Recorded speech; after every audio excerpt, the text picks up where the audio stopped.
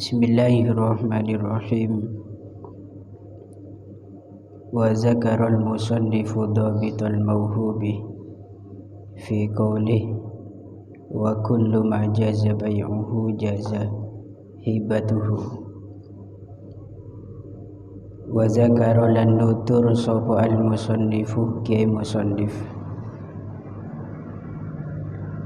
dhabital mawhubi ing pelanggerane barang kang den hibai.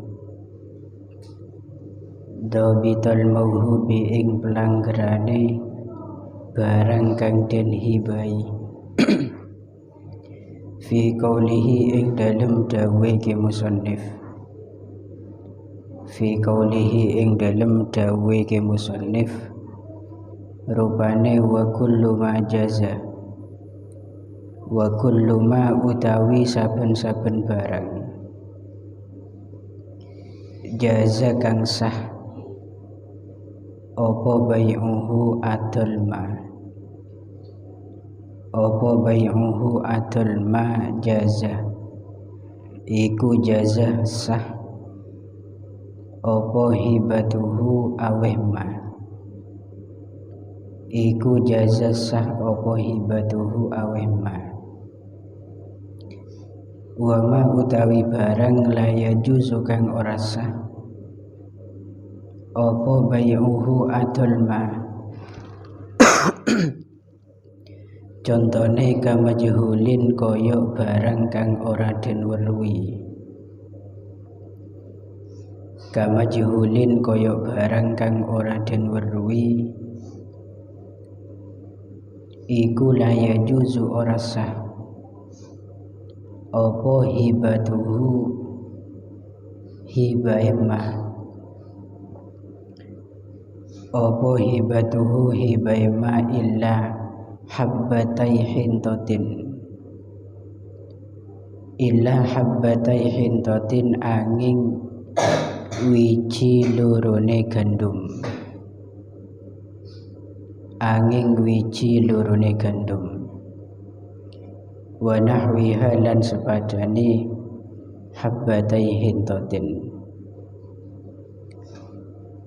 wa nahwiha lan sepadane habbatai hintatin, atau balikkan ke hintoh itu lebih pas ya. Fala yajuzu maka ora wenang apa bay'uhuma adol hibbatai hintatin. Fala yajuzu maka ora wenang apa bay'uhuma adol habbatai hintatin wa tajuzu lan wenang apa hibatuhuma hibae habbatai hintatin, apa hibatuhuma hibai habbatai hintatin. Wala tumlaku lan ora kena den miliki apa hibah, lan ora kena den miliki apa hibah. Wala talzamu lan ora tetep apa al hibatu hibah illa bil qabdi angin kelawan nompo illa bil qabdi angin kelawan nompo bi iznil wahibi kelawan izine wong kang ngaweh, bi iznil wahibi kelawan izine wong kang ngaweh. Falau mata moko lamun wis mati sapa al mauhubu wong kang den paringi atau wong kang den wehi, sapa al mauhubu wong kang den wehi sapa lahu al awil wahibu utawa wong kang aweh, awil wahibu utawa wong kang aweh qabla qabdihi ing dalem sadurunge nombone al mauhubilah, qabla qabdihi ing dalem sadurunge nombone al mauhubilah al hibatah ing hibah, al hibatah ing hibah lam tanfasih moko ora dadi rusak. Lam tanfasih moko ora dadi rusak opo al-hibatu hibah. Wa yakumu lan jumenengi sapa warisuhu ahli warise al-mauhubilah. Sapa warisuhu ahli warise al-mauhubilah maqamahu ing dalem panggonane al-mauhubilah. Oleh jumenengi fil qabdi ing dalem nampani, fil qabdi ing dalem nampani wal ikbadi lan aweh nompo atau nyerahaken, wal ikbadi lan aweh nompo atau nyerahaken. Bismillahirrahmanirrahim. Wa zakarul musannifu dhabital mauhubi fi qaulih. Selanjutnya ke musannif menjelaskan tentang dhabit atau kaidahnya mauhub, yaitu barang yang dijadikan hibah atau barang yang diberikan kepada orang lain, itu mauhub. Kaidahnya di situ wa kullu ma jaza bai'uhu jaza rahnu jaza hibatuh, gitu ya. Setiap barang yang sah, jaza bimakna yasihu, setiap barang yang sah untuk diperjualbelikan, maka barang tersebut itu hukumnya sah untuk dihibahkan. Pokok setujunya apa bisa jual nikah boleh, bukan boleh, sah gitu ya. Walaupun haram, barang itu dijual itu sah, maka juga sah dijadikan mauhub, barang yang diberikan nanti kepada orang lain. Jual beli yang di situ haram berarti tidak boleh, tapi sah. Itu contohnya kal bai'i waqta nida'il Jum'at. Jual beli transaksi yang terjadi saat adzan Jum'atan dikumandangkan. Itu jual belinya haram tapi sah. Jadi man beda kutuku ki muka tatkala adzan Jum'atan dikumandangkan dan ada si pembeli di sana melakukan transaksi, hukum transaksi tersebut itu haram tapi sah, dosa tapi sah, gitu ya, paham? Atau di situ jual beli sesuatu yang diarahkan ke jalan maksiat, itu sah tapi haram. Contoh ajual todi itu berjenah untuk hal-hal semanfaat seperti peralatan dapur, untuk keperluan dapur, memasak, dan untuk nyembelih kurban atau seterusnya, hal-hal yang boleh. Tapi menajual todi kang kui mate enoreng, tujuannya untuk maksiat, maka transaksinya hukumnya haram tapi sah. Berarti bisa ditarik kesimpulan, ketika jual beli itu sah, walaupun tidak boleh, artinya haram, itu tetap bisa dijadikan hibah. Contoh nggak todi itu diberikan kepada orang lain, itu hukumnya sah. Kenapa? Karena todi diperjualbelikan, itu hukumnya sah. Walaupun dalam satu kasus jika diarahkan ke jalan maksiat, yusta'anu bihi ilal ma'siyah atau alal ma'siyah, maka di situ hukumnya haram tapi pakun sah. Pokoknya makna jaza di sini bimakna yasihu. Terus mafhumnya wa ma la yajuzu bai'uhu kamajhulin la yajuzu hibatuh. Dan setiap barang yang tidak sah untuk diperjualbelikan, maka tentu hibahnya juga tidak sah. Artinya barang tersebut dijadikan hibah itu juga tidak sah. Contohnya kamajhulin, seperti barang yang tidak diketahui. Seperti apa? Saya menjual salah satu dari rumah dua ini, atau dua rumah ini salah satunya saya jual ke sampean, berarti itu tidak sah karena majhul, tidak diketahui rumah yang mana yang akan dijual. Atau saya punya songkok dua, ini contoh hibahnya begini, bingkok salah sitong songkok bagi kakek, itu juga tidak sah. Kenapa? Karena belum diketahui songkok yang mana yang akan dipastikan akan diberikan kepada sambian. Tapi ini sering terjadi kadang. Menak-kanak di kodung lemak, tulilah karemele lah. Salah satu di antara kerudung yang 5 saya berikan kepadamu, itu hukumnya tidak sah. Dan tidak berhak jika transaksi hibah itu tidak sah, berarti rusak. Tidak berhak orang yang mendapat barang tersebut itu menggunakan atau mengambil manfaat. Berarti umpama contohnya itu kodung dan gelap, salah sitong di antara kodung 4 ya kalak kaki lah salah sitong, maka itu tidak sah. Otomatis sampian pihak yang diberikan kerudung itu juga tidak boleh mengambil manfaat, tidak boleh memiliki. Kayak ini catatannya harus jelas, tidak boleh majhul. Ada contoh yang lain seperti barang najis juga. Barang najis itu dijual belikan, itu hukumnya batal, tidak sah. Sehingga memberikan barang najis pun itu juga tidak sah. Karena hukum hibah mengikuti hukum baik kata tadi. Setiap barang yang sah dijual belikan maka hibahnya juga sah dijadikan hibah. Umpama temanco jual baju misalkan, maka hibah temanco juga baju.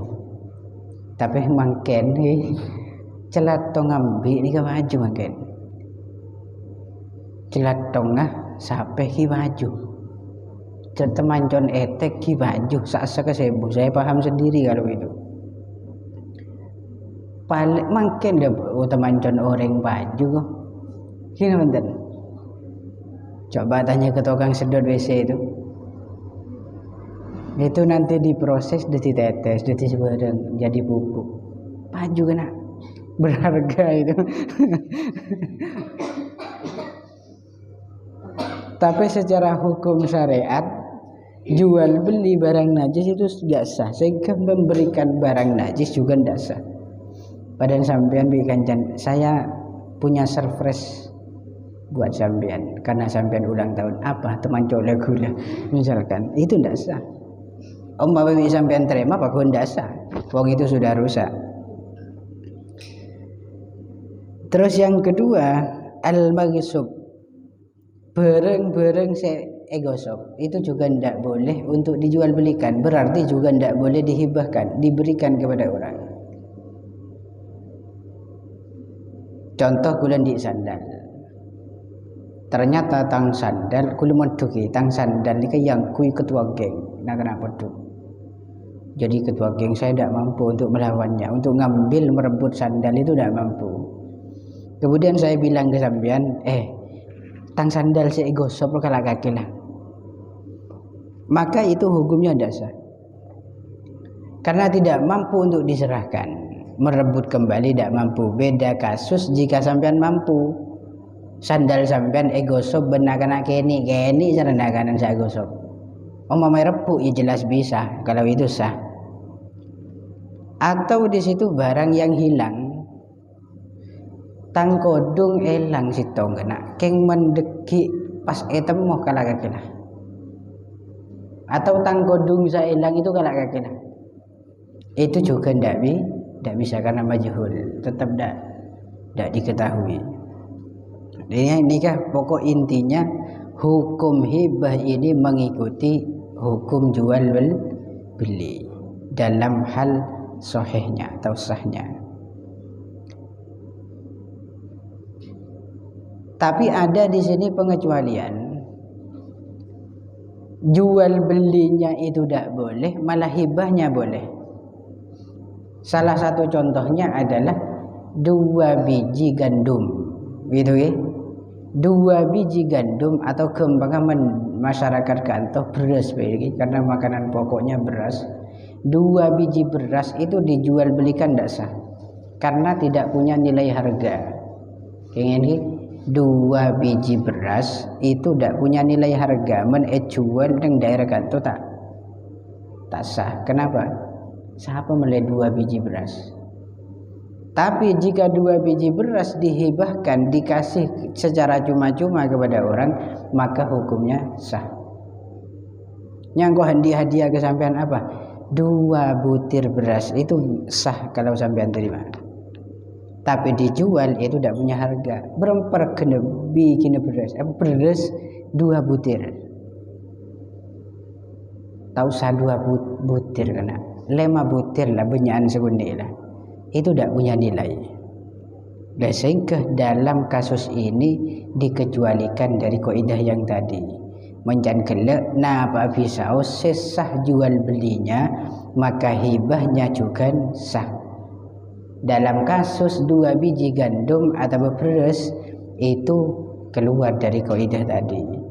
Ini tidak sah jual beli tapi sah dihibahkan. Paham ya? Paham masuk?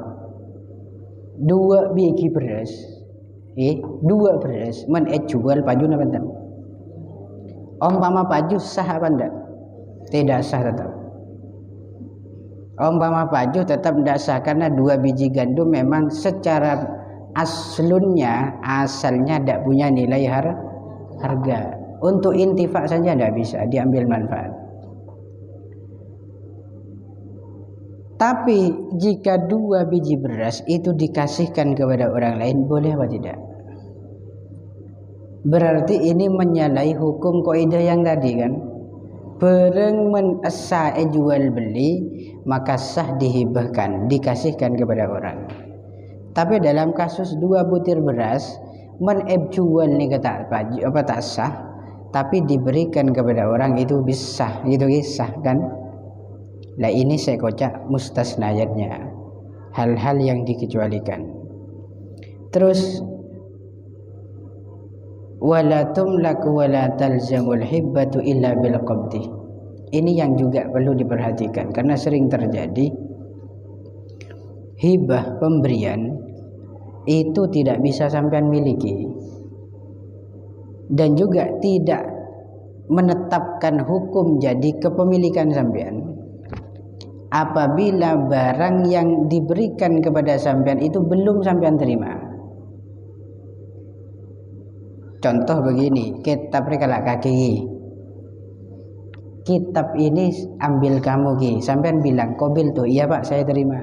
Pas sampean nyimpang, terima kitab ini, maka ini tidak bisa dimiliki sampean ki.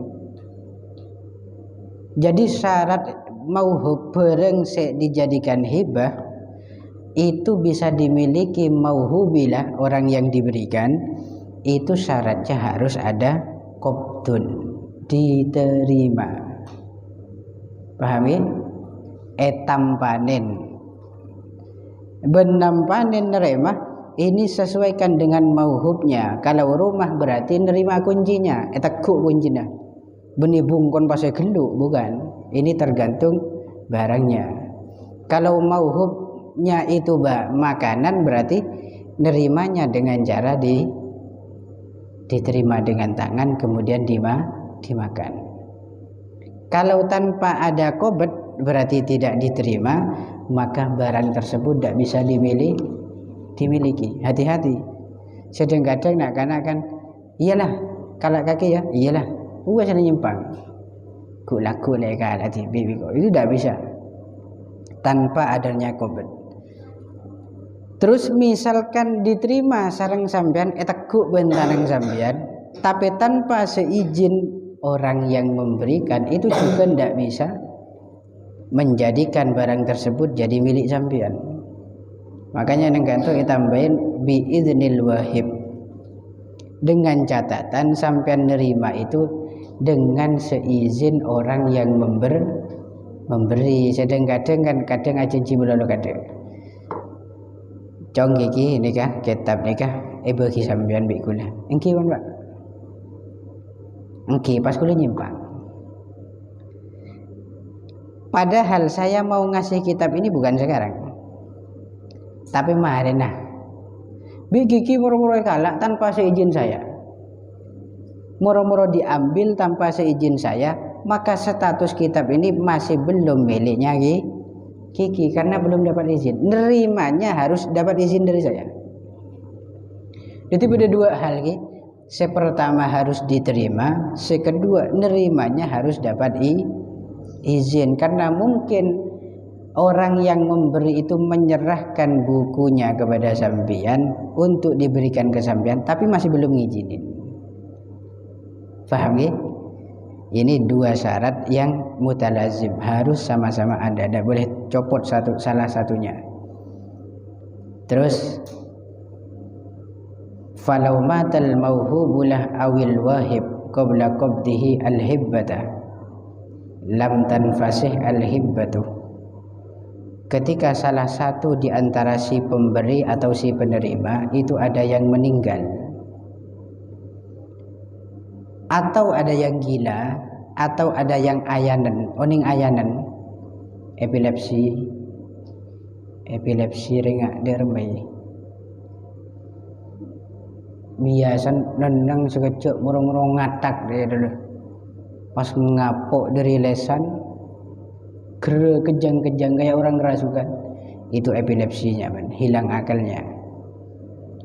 Ketika salah satu di antara si pemberi atau si penerima mati atau beberapa gila salah satu atau beberapa ajen, maka di situ yang menggantikan adalah ahli waris ketika orang tersebut itu meninggal, entah si penerima atau si pemberi, menmateh kasusnya.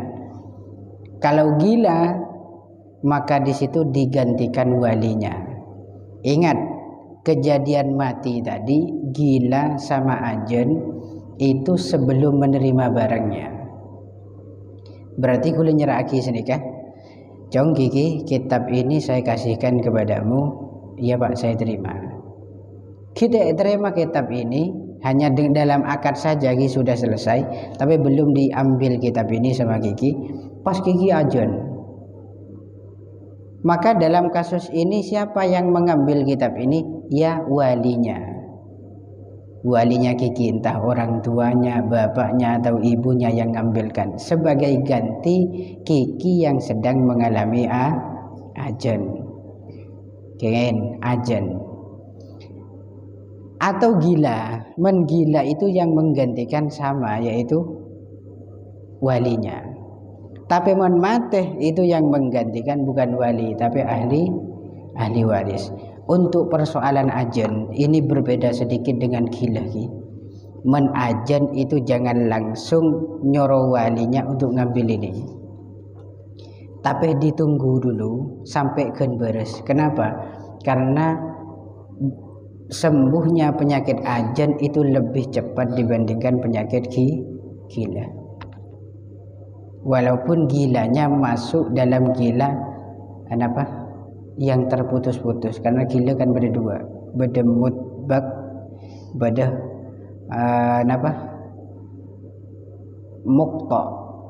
Sesitong itu ngendeng gilanya itu terus menerus bertahun-tahun gila, beda se jam-jaman. Dekik kol 12 komat, kol sitong beres. Pas laku kol 12 siang komat boleh, itu kan ke gila. Walaupun demikian tapi tetap asal dari penyakit junun itu sangat sulit disembuhkan. Tempeng penyakit epilepsi atau ajen. Menajen nikah berdasarkan dari sebagian yang ahli. Menbedenak anak peri ajen itu tak usah sama pada rumah. Ya tak usah pecet, ya tak usah rap-rap dia tak usah. Legletakkan di tanah itu sudah insya Allah cepat. Geletakkan di tanah. Le sabuk neng tanah. Le tak usah kendekan beres tibi bidapin. Itu caranya untuk menanggapi nak sekening penyakit ajan. Pun ini masalah hibah dan kelak sebelum diterima berdese mate salah sitongan entah si pemberi atau si penerima maka digantikan. Artinya hibahnya tidak rusak, cukup digantikan saja. Wa idza qabadaha al-mawhubulah lam yakun lil wahib ay yarji'a fiha wallahu a'lam bissawab. Al-Fatihah. Bismillahirrahmanirrahim.